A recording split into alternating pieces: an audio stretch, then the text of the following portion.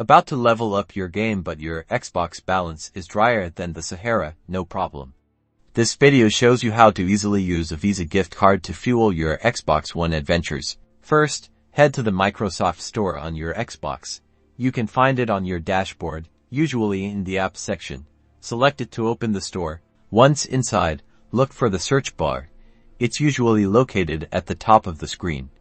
Click on it to bring up the virtual keyboard. Type in Xbox gift card and hit enter. We're not actually buying a gift card, but this is the workaround we'll use to add funds with your Visa. Select any Xbox gift card amount that covers the purchase you want to make. It doesn't matter which one you choose.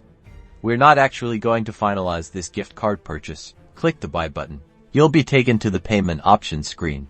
Here, select add a credit card. This is where you'll enter your Visa gift card information.